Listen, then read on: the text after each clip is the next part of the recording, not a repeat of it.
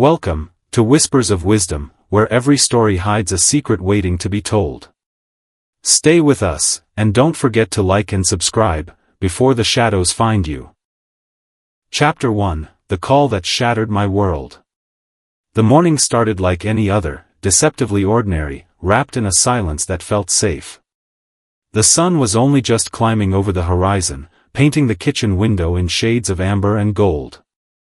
I sat at the table with a mug of black coffee cooling between my palms, scrolling half-heartedly through the morning news on my phone. Most of it was noise, political scandal, another shooting, the kind of chaos I'd spent a lifetime trying to stop. But for once, I was detached. For once, I let myself enjoy the mundane. I could hear the faint sound of cartoons upstairs, my daughter laughing at something silly. Her laugh was like a chime, bright, innocent, untouched by the darker corners of the world. That laugh was the anchor of my life, the thing that pulled me back from the edge after years of working undercover against some of the most vicious cartel members alive. Her name was Sophia. 8 years old. Curious eyes the color of storm clouds, and a smile that could melt steel. I lived for her, and though my marriage had been crumbling for years, she was the glue that kept me tethered to this house, this life, this fragile idea of family. My wife, Elena, moved around the kitchen quietly, too quietly. She had been a shadow of herself lately. Conversations were clipped, glances avoided, her laughter long gone. I told myself it was just stress, that maybe the distance between us was a natural phase. But deep down, I'd noticed the late-night phone calls, the way she'd flinch when I asked where she'd been. My instincts had whispered to me, but I'd shut them down. Sometimes love blinds you worse than any darkness. That morning, she barely looked at me. She poured herself coffee, sat at the far end of the table, scrolling on her own phone. The silence stretched thick and uneasy. I opened my mouth to say something, anything. When the vibration of my phone against the wood table shattered the fragile calm. Unknown number. Sheriff's office, the screen read. My pulse quickened. A call from the sheriff at 7 in the morning? That wasn't routine. I answered. Jack Ramirez, I said, voice steady out of habit. A long pause on the other end. Then a voice I recognized, Sheriff Daniels. His tone was low, almost apologetic, like every word carried the weight of a coffin. Jack, you need to sit down. I was already sitting, but my spine stiffened, my breath halting in my chest. What is it? Daniels hesitated. Then the words dropped like a bomb. Your wife. Elena. She signed papers. She sold your daughter to a cartel. The world stopped spinning. My head buzzed, my heart slammed against my ribs. I felt as if someone had driven a spike straight into my chest. What the hell are you talking about?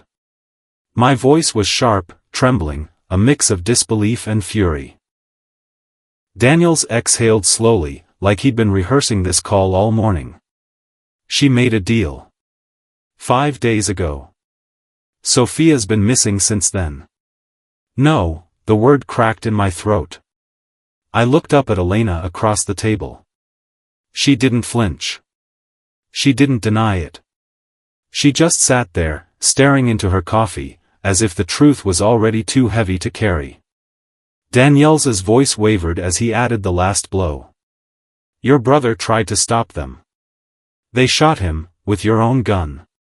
For a moment, I couldn't breathe. My brother, Miguel. My blood, my protector when we were kids, my closest ally in a world that demanded loyalty. Gone. Just like that. I stood so abruptly that the chair screeched across the tile. Elena looked up finally, her eyes wet but defiant, like she'd been waiting for this storm to break. You did this? My voice was raw, almost unrecognizable. Her lips trembled. Jack. I had no choice. No choice. I slammed my hand on the table so hard the mug toppled, coffee spilling like blood across the surface. You sold our daughter to murderers. You let them take her. You killed my brother. Tears streaked down her cheeks, but she didn't move toward me. She didn't beg. She didn't fight. She just sat there, silent, as if her guilt was its own executioner. I couldn't look at her. I couldn't stay in that kitchen another second.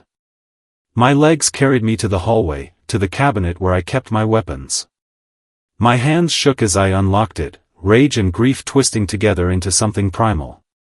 Inside was my past, the tools of a hunter, a soldier, a man who'd spent years infiltrating the cartels from the inside. I thought I'd left that world behind. But in that moment, I knew I was being dragged back, whether I wanted to or not. My daughter's face flashed in my mind, her missing tooth smile, the way she'd tug at my sleeve when she wanted attention, the bedtime stories we'd made up together. And now she was in the hands of monsters. The sheriff's voice still echoed in my head. 5 days. 5 days she'd been gone. That was already a lifetime in cartel time. I grabbed my SIG sour from the cabinet, checked the magazine, racked the slide. My breath was ragged, but my purpose had never been clearer. Behind me, Elena's voice cracked through the silence. They said they'd kill me if I didn't do it. I turned, slowly, gun in hand. Her eyes widened, not at the weapon, but at the man holding it, the man she no longer recognized. They already did, I whispered. I didn't pull the trigger. Not yet. But the line between mercy and vengeance blurred in that moment, and I knew I'd never see her the same way again. I holstered the gun, grabbed my jacket, and stormed out of the house, Daniels still on the line. Sheriff, I said, my voice steady now, iron-willed. Tell me everything. Every name. Every lead. I don't care if it's dirty. I'm coming for her. Daniels hesitated. Jack, you know what you're stepping into. These aren't street thugs. This is a cartel operation. Once you go down this road, there's no turning back. I clenched my jaw, my free hand balling into a fist. They took my daughter. They killed my brother. They forgot who I am. Silence stretched on the line. Then Daniels finally said, then God help them. I hung up.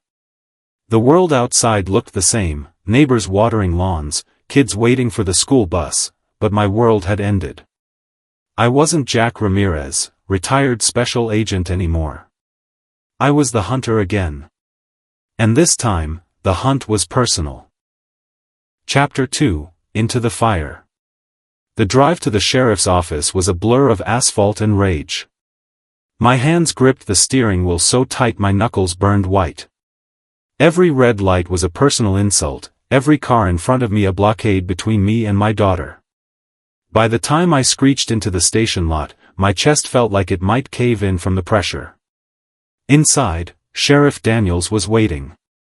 He looked older than I remembered, his shoulders bowed under invisible weight, his eyes carrying that haunted look only men who've seen too much death wear. He closed the blinds in his office as I entered, shutting us off from the outside world. A manila folder sat on his desk, thick with documents and photos. The kind of folder that ended lives. Sit, Daniel said, though his voice carried no command, just exhaustion. I stayed standing. Tell me everything. He sighed, rubbed his temples, and opened the folder. What spilled out was worse than I could have imagined. Surveillance shots. Reports. A grainy photo of Elena at a diner with a man I recognized instantly, Rafael Ortega, lieutenant for the Guerrero cartel. A snake wrapped in designer suits and cologne, but a snake all the same. I felt my pulse hammering in my ears. She was working with Ortega? Daniels nodded grimly. 5 days ago, she signed over guardianship papers, fraudulent, but good enough to pass. They staged it to look legal. Gave them leverage if anyone came asking. The girl was picked up outside her school. My stomach lurched. Sophia. Alone. Waiting for me to show up, and instead being dragged into a nightmare. Daniels slid another photo across the desk. Miguel. My brother. Only it wasn't the man I knew, it was a corpse, bloodied, lying in a ditch, eyes open but vacant. The shot had been deliberate, close range. My knees buckled, but I caught myself on the edge of the desk. Grief tried to pull me under, but rage shoved it aside.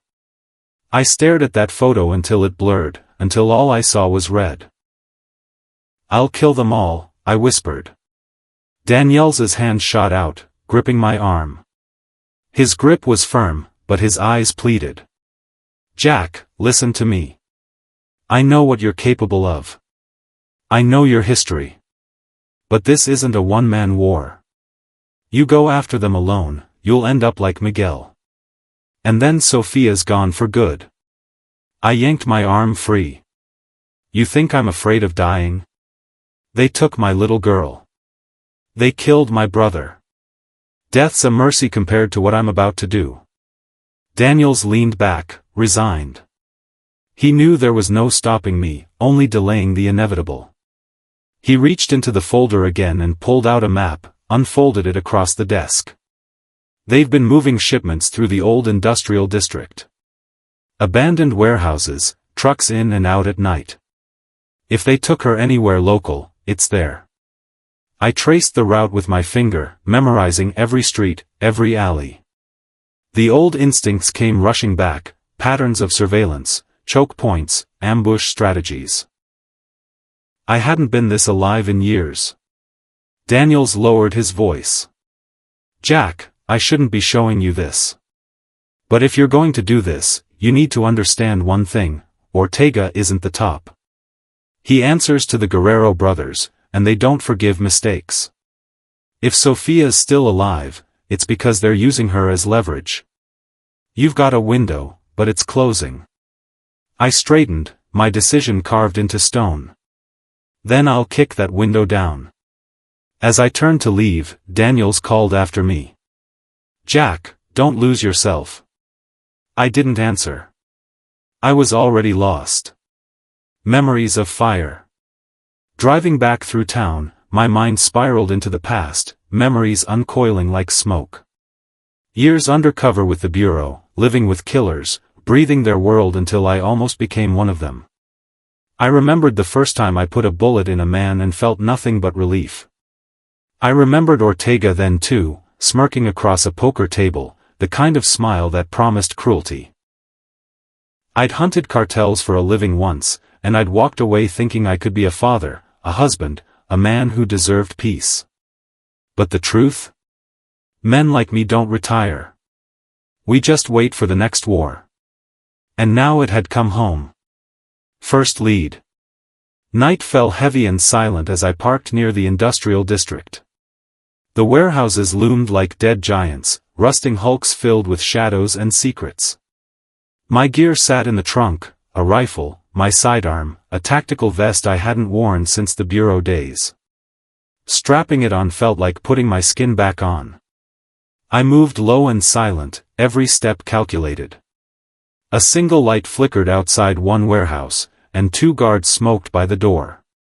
Their tattoos glistened under the weak glow, snakes and skulls, the kind of marks that declared allegiance to the Guerrero Cartel. My chest tightened. If Sophia was in there, I had to know. I waited, breathing slow, patient as a predator. Then I moved. The first guard barely had time to exhale smoke before my knife slid across his throat. Silent. Efficient.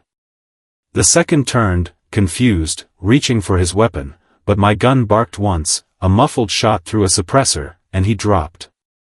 Blood on my hands again. It felt almost natural. Too natural. I dragged the bodies into the shadows and slipped inside. The air was thick with oil, dust, and the faint sound of voices. I crept down a corridor, peering around crates. Men sat at a table, laughing, bottles scattered around. One of them spoke Spanish, words I understood too well. Tomorrow we move the girl. Ortega wants her in Mexico before the weekend. My pulse roared. She was here. But there were 5 of them, armed, alert. I couldn't take them head on, not yet. I memorized their faces, their patterns, their arrogance. Then I slipped back into the night. This wasn't the time. Not yet. Warpath. By the time I returned to my car, my plan was already forming. I'd need supplies, surveillance, backup routes. The kind of operation the Bureau used to spend months planning, I'd do it in hours. Because I wasn't just a father anymore. I was the storm they'd called down on themselves. I sat behind the wheel, staring into the darkness, and whispered the vow that had carried me through every mission, every kill, every scar. You're coming home, Sophia. And God help anyone who stands in my way. The engine growled to life, echoing my fury. The war had begun. Chapter 3, Blood in the Shadows. The warehouse loomed again, but this time I wasn't just scouting. Tonight, I was hunting. The plan had taken shape in the quiet hours between dusk and midnight. I'd gathered everything I needed, maps of the industrial grid, surveillance gear from my bureau days, and an arsenal pulled from the ghosts of my past. Each weapon was a memory, a scar given form. In the back of my SUV sat an old duffel bag. Inside, my SIG sour, polished and ready. A short-barreled AR-15 with suppressor. Smoke grenades, flashbangs, and a combat knife honed to a whisper's edge. Kevlar plates, heavy but familiar. Sliding on the vest was like stepping into another life, one I thought I'd buried. The man in the mirror wasn't a father anymore.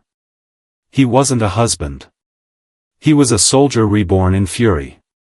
But under all that steel, one thought burned, Sophia. Hold on. Daddy's coming. Sheriff Daniels's warning. Just before I rolled out, my phone buzzed. Daniels. Of course. You're going after them tonight, he said flatly. I don't have time for lectures. Jack, damn it, listen to me. You storm that place, you might kill a few. But the cartel will come down on this town like a plague. Innocent people will pay. I clenched my jaw. They already are. My daughter. My brother. That's 2 innocent lives. I'm not sitting on my hands while you shuffle paperwork. Silence stretched. Then his voice softened. You go too far, you won't come back. I've seen it happen. You'll lose yourself, Jack. I let out a bitter laugh. Lose myself? Sheriff, I already did. 5 days ago. I ended the call. No more distractions. Memories that cut deep. I parked 2 blocks from the warehouse, engine off, night swallowing me whole. Through binoculars, I watched the guards change shifts. Same patterns as before, 3 outside, rotating. More inside, drinking, playing cards. Careless. Arrogant. As I waited, my mind betrayed me with memories.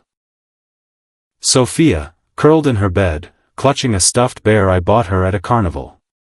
She'd begged me for one more story, and I'd told her about a knight who slayed monsters to protect his princess.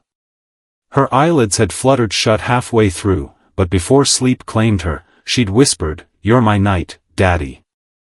That memory hurt worse than any bullet I'd ever taken. Tonight, I'd prove her right. Breach. At 2 a.m., I moved. Silent as smoke, I crossed the cracked asphalt and slipped into the shadows near the side door. My knife was already in my hand, cool and comforting. The first guard rounded the corner, yawning. He didn't even see me. One quick pull across his throat, and he collapsed into my arms. I lowered him gently, whispering a prayer I no longer believed in. 2 more stood by the main entrance. I circled behind crates, slipped a silenced round into the back of one skull, then the other before he could react. No alarms. No sound but the thud of bodies hitting dirt. Inside, the stench of oil and rot thickened the air. I crept through shadows, hour raised, heart steady. Voices echoed ahead, Spanish curses, laughter, the scrape of a chair. I rounded the corner and counted 4 men at the table. Without hesitation, I tossed a flashbang. The world erupted in white light and screams.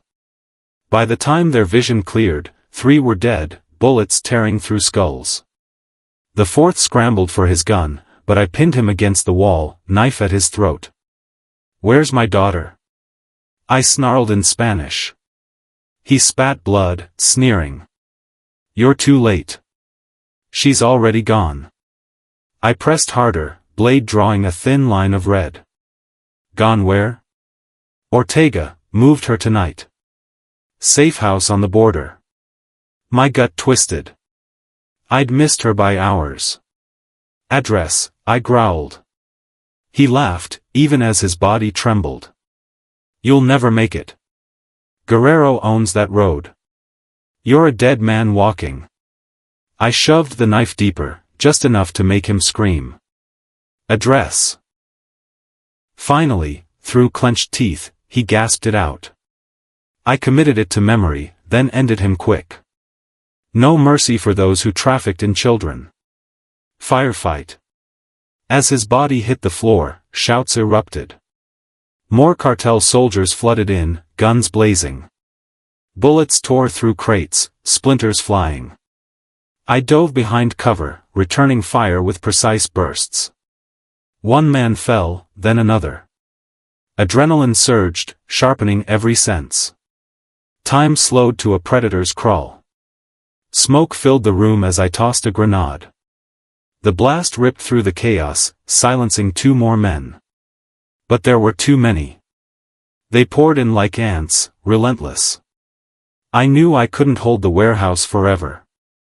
This wasn't about wiping them all out, not yet. This was about survival, and about the lead I'd just gotten.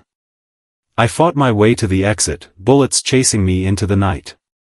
1 grazed my shoulder, hot pain lancing through muscle. I barely felt it. Pain was fuel now. By the time I reached my SUV, I was bloodied, shaking, but alive. The warehouse behind me burned, flames licking the sky. The road ahead. I sat in the driver's seat, chest heaving, hands slick with blood that wasn't all mine. In the rearview mirror, I saw a stranger, eyes wild, face smeared with ash, jaw clenched with unbreakable fury. But I also saw a father. A knight.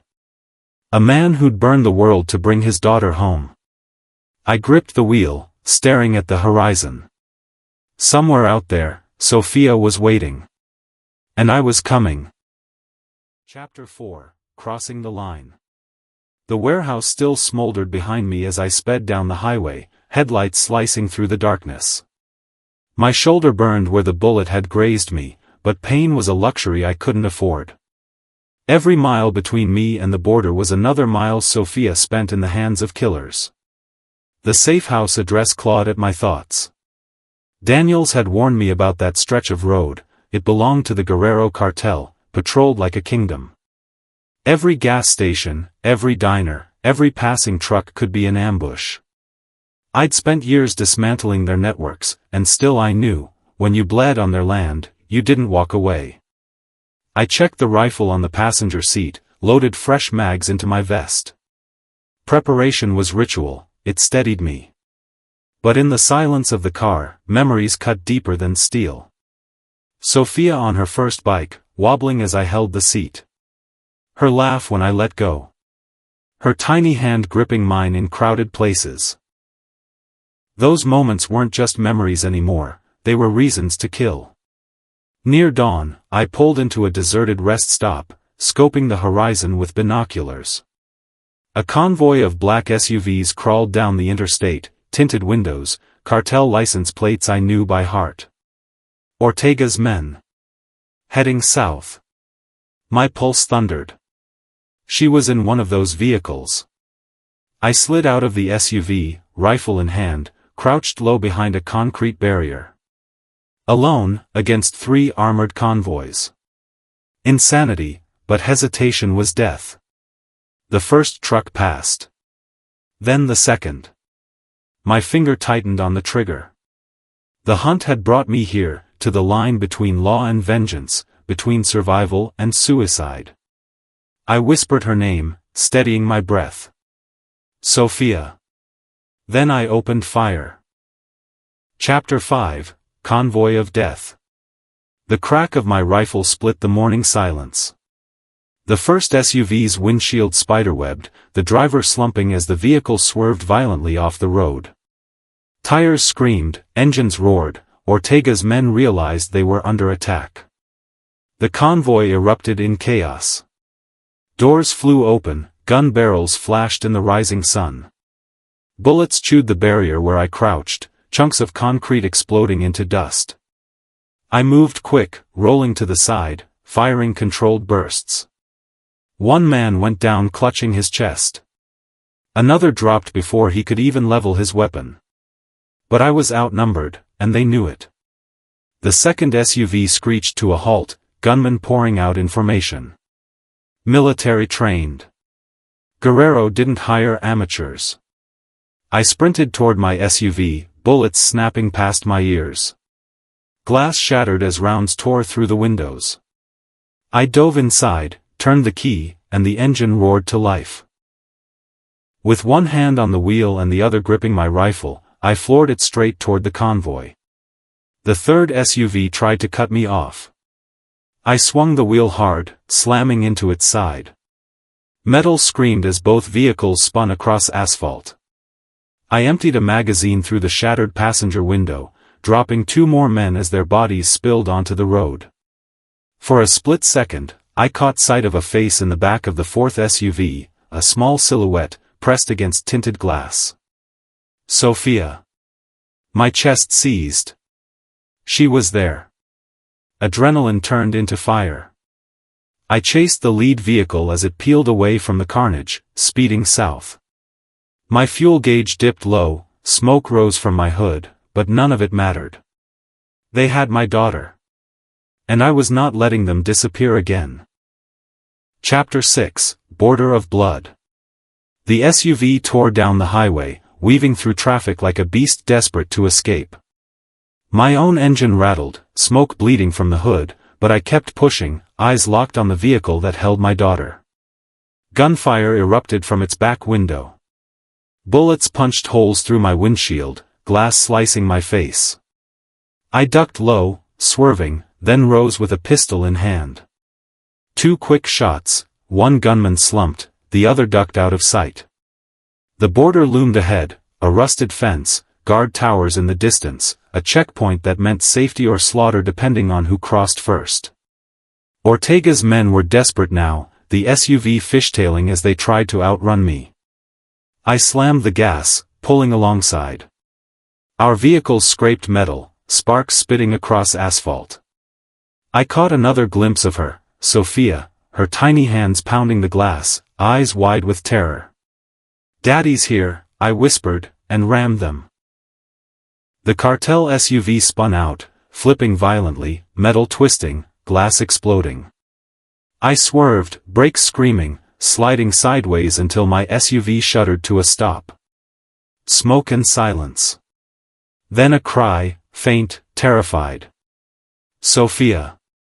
I staggered from the wreckage, bloodied but unbroken, and ripped open the crumpled back door. There she was. Alive. Shaking. Her arms flung around my neck as I pulled her free. But relief was short-lived. Headlights flared on the horizon. A dozen more vehicles, engines snarling, cartel reinforcements flooding the road. Ortega himself stepped from the lead truck, suit immaculate, smile cold. "You made it far, Ramirez," he called, voice smooth as poison. "But the game's just beginning." I tightened my grip on Sophia, my pistol steady in the other hand. Outnumbered, outgunned, but not out of fight. The border burned before me, and war had only begun.